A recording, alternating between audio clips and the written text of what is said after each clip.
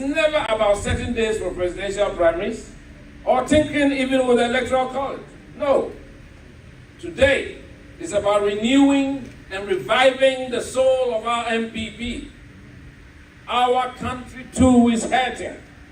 For nearly 7 decades of existence, public office, which was once a noble calling, has now become a mine to loot the public treasury. Our governance architecture has become a systemic failure, epitomized by a catastrophic healthcare system and much more. This past month, the nation tragically lost 2 sons, one an emergency physician and the other a lawmaker. They were lost not because of the complexities of their ailments, but rather due to the locational disparities in healthcare access in Ghana. Prudent action is urgently needed to prioritize the many ongoing health projects in our country, and deploy existing health resources more efficiently, effectively, and intelligently. I also identify with the calls for mandatory basic life support training for all of us, as well as the procurement of automated external defibrillators that ordinary citizens can be trained to use and to save lives when need be. The youth, who make up close to 60% of Ghana's population, continue to suffer an unemployment rate of around 19%. And even among the working, 6 out of 10 earn wages that keep them trapped in poverty. A generation that should be dreaming big now survives on quick loans, crippling private loans with unsustainable interest rates.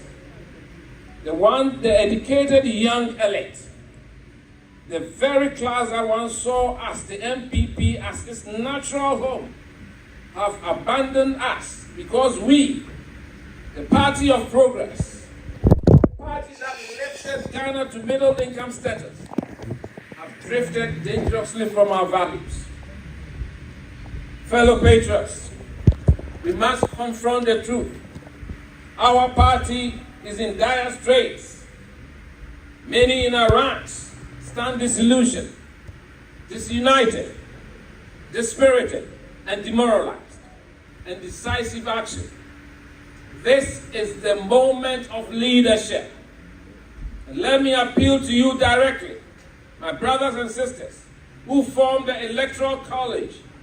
You, delegates, you carry the sacred responsibility of choosing our next leader of our tradition. Remember, the decision you make will echo far beyond this election. It will decide whether our party rises again or sinks further. Let me speak to the danger of selling one's future for momentary monetary comfort, even from the very hands that have caused us our misery. Patriots, I implore you to resist the temptation to sometimes yield to monetization of elections. This cannot continue. We must break this cycle of manipulation. Delegates, vote for values. Vote for principles.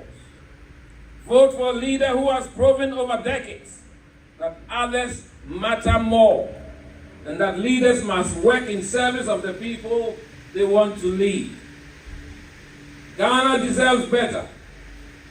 It's unacceptable that after 68 years of independence, our GDP per capita still struggles around $2,300. In countries like Singapore, Malaysia, South Korea, our peers, our independence have moved far ahead. Let's hold our leaders accountable. We have to question political leaders who have amassed wealth for themselves and their families, while the masses continue to struggle to meet their basic needs. We must support lawful prosecution of the elites who have plundered the public treasury, and this should not serve partisanship. Today, As we unveil this office to house my campaign headquarters, we begin a crucial journey, a redemption mission, to restore our cherished values of service, sacrifice, and selflessness back into our body politic. I call this the Triple S doctrine of leadership. I, Engineer Kwabena Agyei Agyapong, present myself to you as the most viable candidate, offering a new dawn, a new dimension, and a new direction. Yes, indeed, I come to you with a clear message. It is time for us to usher in a new dawn, a drastic departure from the status quo that has been associated with our party in recent times. A new dawn where the NPP rediscovers its soul, where the culture of hard work, meritocracy, integrity, and professionalism is restored to our ranks and in the larger society, where decency, civility, and ethics define who we are.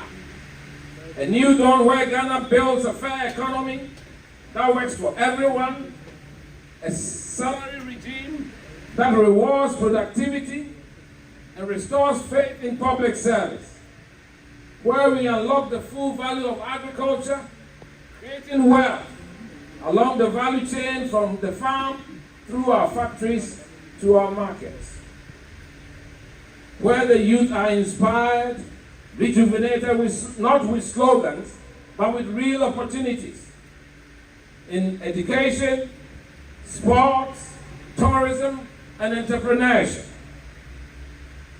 As a civil engineer, I will lead the regeneration of our urban environment and the renewal of our rural areas to improve livelihoods as we work towards the attainment of our SDGs.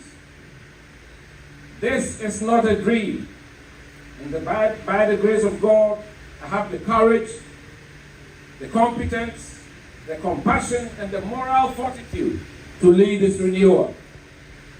All my life, through thick and thin, through some of the very painful moments that have redefined the very framework of our democratic journey, I have lived for three things: to understand people, to love people, and to genuinely help people.